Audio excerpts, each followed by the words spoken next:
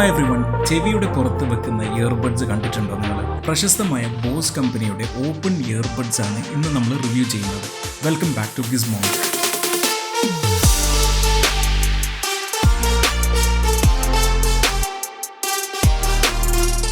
ഇത് ശരിക്കും ഒരു യൂഷ്വൽ ഇയർബഡ്സ് അല്ല, ചെവിയുടെ പുറത്ത് ക്ലിപ്പ് ചെയ്ത് ഉപയോഗിക്കുന്ന ഒരു ടൈപ്പ് ഓഫ് ഇയർബഡ്സ് ആണ്. അതാണ് ഈ ഓപ്പൺ ഇയർബഡ്സ് എന്ന് ഇതിനെ പറയുന്നത്. ചില യൂസുകൾക്ക് ഇത് അടിപൊളിയാണ്. അതെന്താണെന്ന് അറിയുന്നതിന് മുന്നേ നമുക്ക് ഇതിന്റെ ഒരു ഡിസൈൻ ഒന്ന് നോക്കാം. കേസ് ആ ടിപ്പിക്കൽ ബോസ് ഡിസൈൻ ആണ്. ഒരു മാറ്റ് ഫീൽ ആണ് കയ്യിൽ പിടിച്ചു കഴിഞ്ഞാൽ. ഒരു എയർപോഡ്സ് കേസ് ഒക്കെ പിടിക്കുന്ന അതേ ഒരു സൈസ് തന്നെയാണ് ഇതും. ബോസിന്റെ ബ്രാൻഡിങ് വളരെ പ്രോമിനന്റ് ആയിട്ട് നമുക്ക് മുൻപ് തന്നെ കാണാം. അതിന് താഴെ ഒരു ചാർജിങ് ലൈറ്റ് ഉണ്ട്, പിന്നെ ഒരു USB Type-C ചാർജിങ് പോർട്ടും ഇതുണ്ട്. അപ്പൊ ഇത് തുറന്നു കഴിഞ്ഞാൽ ഇതിൽ ഇയർബഡ്സ് നിങ്ങൾക്ക് കാണാം. അപ്പോൾ തൊട്ടടുത്ത് തന്നെ അതിന്റെ ഒരു ചാർജിങ് ഇൻഡിക്കേറ്റർ ലൈറ്റും ഉണ്ട്. ഇനി ഇതിന്റെ ഒരു ഇൻട്രസ്റ്റിംഗ് ഡിസൈൻ നിങ്ങൾക്ക് കാണിച്ചു തരാം. ഇതിന്റെ ബാക്ക് സൈഡിൽ ഒരു ഫ്ലെക്സിബിൾ ക്ലിപ്പാണ് ഉള്ളത്. അതിൽ തന്നെയാണ് ബാറ്ററിയും ഈ ചാർജിങ് പോയിന്റും ഒക്കെ ഈ ഫ്ലെക്സിബിൾ ബാക്ക് ബാരലിൽ തന്നെയാണ് ഉള്ളത്. അപ്പോൾ നല്ലൊരു മാഗ്നറ്റിക് എഫക്റ്റ് ആണ് ഇത് ഈ കേസിലേക്ക് തിരിച്ചു വെക്കുമ്പോൾ. ടക്ക് എന്ന് പറഞ്ഞിട്ടുള്ള ആ ഒരു മാഗ്നറ്റ് ലോക്ക് ആകുന്നതിന്റെ ഒരു സൗണ്ടൊക്കെ നമുക്ക് നന്നായിട്ട് കേൾക്കാൻ പറ്റും. ഈ ഫ്ലെക്സിബിൾ ടൈപ്പ് ഓഫ് ഡിസൈന് നമ്മൾ ഇതുവരെ ഒരു ഇയർബഡ്സിലും അധികം കാണാത്ത ഒരു ഫീച്ചറാണ്. ഇത് എന്തിനാണെന്ന് വെച്ചാൽ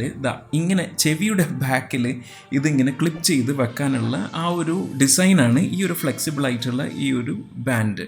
ഇപ്പോൾ ഇത് കണ്ടില്ലേ, അടിപൊളിയല്ലേ? അപ്പോൾ ഭയങ്കര ഒരു ഡിഫറെൻറ്റ് ഫീലാണ് ഇത് ആക്ച്വലി വെക്കുമ്പോൾ. അപ്പോൾ നമ്മളൊക്കെ ഈ ചെവിൻ്റെ ഉള്ളിലേക്ക് ഇൻഇയർ ആയിട്ട് വെക്കുന്ന ഇപ്പോൾ നത്തിങ് ബഡ്സ് ഒക്കെ പോലെ ഇയർ കനാലിൻ്റെ ഉള്ളിലേക്ക് പോകുന്ന ഒരു ടൈപ്പ് ഓഫ് ബഡ്സ് വെച്ചിട്ടാണല്ലോ നമ്മളൊക്കെ ശീലിച്ചിട്ടുള്ളത്. അപ്പോൾ അതുകൊണ്ട് തന്നെ ഇത് വെക്കുമ്പോൾ ഇത് വേഗം വീണ് പോകുക എന്നൊരു പേടി ആദ്യം ഒരു ഫീൽ ചെയ്യും. എനിക്കിത് ആദ്യം ഇത് കണ്ടപ്പോൾ ആദ്യം ഓർമ്മ വന്നത് നമ്മളെ നാട്ടിലൊക്കെ വളരെ പണ്ട് ഈ ഒരു വയസ്സായ സ്ത്രീകളൊക്കെ കടുക്കൻ ഇടാറില്ലേ ചെവിയിൽ. ആ ഒരു ഫീലാണ് എനിക്ക് തോന്നിയത്. ഒരു കടുക്കൻ പോലത്തെ ഒരു ഇയർബഡ്സ് ആണ് ഇതിന്റെ ഒരു ഡിസൈൻ. എന്തായാലും ഇതിപ്പോ ഒരു ഓപ്പൺ ഇയർബഡ്സ് ഒക്കെ ഒരു ഫാഷൻ ആകുന്ന ഒരു പോലെയാണ് ഇപ്പൊ കാണുന്നത്. പക്ഷെ സർപ്രൈസിങ് എന്ന് പറയട്ടെ, ഇത് ഭയങ്കര കംഫർട്ടബിൾ ആണ് ഇത് വെയർ ചെയ്യാൻ. ഇത് വീണു പോകുന്നുള്ള ഒരു പേടിയേ നിങ്ങൾക്ക് വേണ്ട. കാരണം ഞാൻ കുറച്ച് ഉപയോഗിച്ചപ്പോൾ തന്നെ എനിക്കത് വളരെ സെക്യൂർ ആണെന്നുള്ളൊരു ഫീലിംഗ് കിട്ടി തുടങ്ങി.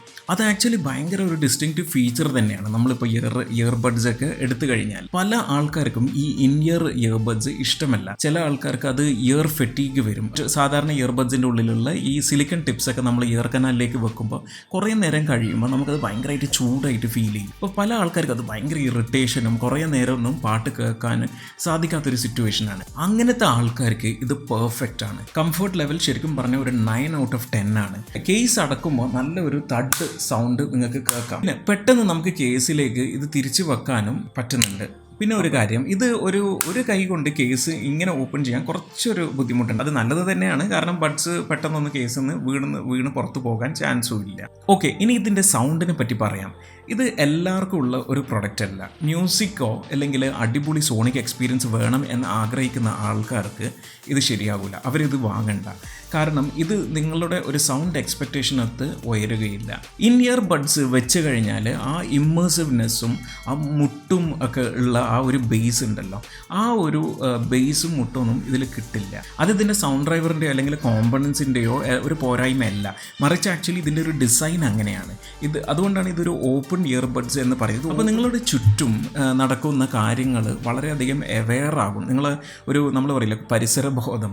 അപ്പോൾ ആ ഒരു സംഭവം ഈ ഇയർബഡ്സിൽ ശരിക്കും നിങ്ങൾക്ക് കിട്ടും. ഇപ്പോൾ എക്സാമ്പിൾ, ഇപ്പോൾ നമ്മളൊക്കെ ജോഗ് ചെയ്യാൻ പോകുന്നുണ്ട് രാവിലെ. അപ്പോൾ നമ്മുടെ റോഡ് സൈഡിലൊക്കെ എത്രയോ വണ്ടികൾ വളരെ അൺസേഫായിട്ട് ക്ലോസ് ആയിട്ടാണ് അടുത്തു കൂടി പോകുന്നത്.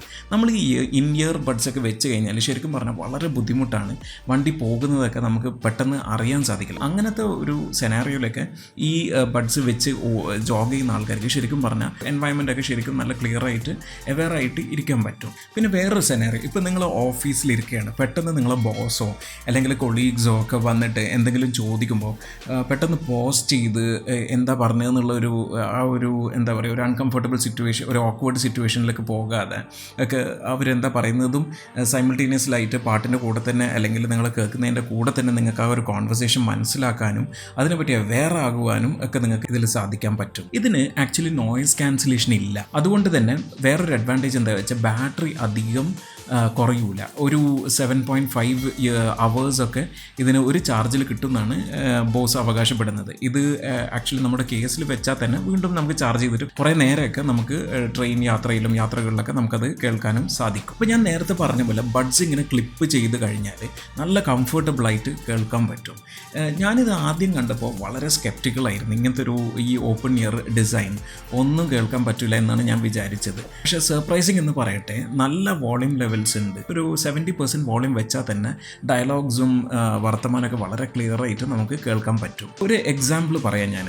ആവേശം ഫിലിമിലെ ഇലുമിനാറ്റി സോങ് ഉണ്ടല്ലോ, അപ്പോൾ അതിൽ നല്ല ബീറ്റ്സ് ഒക്കെ ഉണ്ടല്ലോ, അതൊന്നും ഇതിൽ ആക്ച്വലി നിങ്ങൾക്ക് കിട്ടില്ല. കാരണം ഇത് ഇൻ ഇയർ ബഡ്സ് അല്ലാത്തത് കൊണ്ട് ആ മ്യൂസിക്കിൻ്റെ ആ ഒരു ബേസ് ഒന്നും കിട്ടില്ല.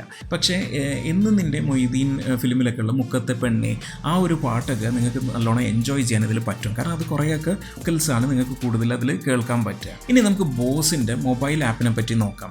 അപ്പോൾ കണക്ട് ചെയ്ത് പെയർ ചെയ്ത് കഴിഞ്ഞാൽ നിങ്ങൾക്ക് ഇക്വലൈസറൊക്കെ അഡ്ജസ്റ്റ് ചെയ്യാനുള്ള ഓപ്ഷൻസ് ഉണ്ട്. ഞാൻ നോക്കിയപ്പോൾ ഒരു സോഫ്റ്റ്വെയർ അപ്ഡേറ്റ് ആക്ച്വലി ഉണ്ടായിരുന്നു. അപ്പോൾ പിന്നെ ഇതിലൊരു ഇമ്മേഴ്സീവ് ഓഡിയോ എന്ന് പറഞ്ഞൊരു സംഭവമുണ്ട്. ഈ സെറ്റിങ്ങിൽ വെച്ച് കഴിഞ്ഞാൽ നമുക്ക് സൗണ്ട് നേരെ മുൻപിൽ നിന്ന് വരുന്നത് പോലെ തോന്നും. ഈ കാണുന്ന മോഷൻ സെറ്റിങ്ങിൽ വെച്ച് കഴിഞ്ഞാൽ നമ്മൾ ആക്ച്വലി തല തിരിക്കുന്ന സമയത്ത് ഈ സൈഡിൽ നിന്ന് നമുക്ക് സൗണ്ട് വരുന്ന പോലെ തോന്നും. ഇപ്പം ഇങ്ങോട്ടാണ് തിരിയുന്നതെങ്കിൽ ഇവിടുന്ന് സൗണ്ട് വരുന്ന പോലെ നമുക്ക് തോന്നും. എന്തായാലും സംഭവം കൊള്ളാം.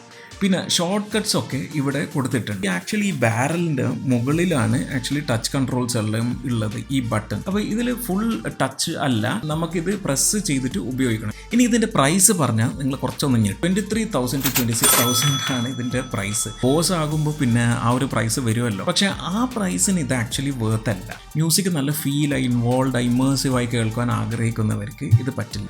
അതുകൊണ്ട് നിങ്ങൾ കുറേ നേരം TV, ന്യൂസ്, യൂട്യൂബിലെ പരദൂഷണ ചാനലുകളൊക്കെ നിങ്ങൾ കാണുന്ന ആളാണെങ്കിൽ അപ്പോൾ ഇത് വളരെയധികം നിങ്ങൾക്ക് നല്ല കംഫർട്ടബിളായിട്ട് കുറേ നേരം നല്ല വോളിയത്തിലൊക്കെ നിങ്ങൾക്കിത് കേൾക്കാൻ പറ്റും.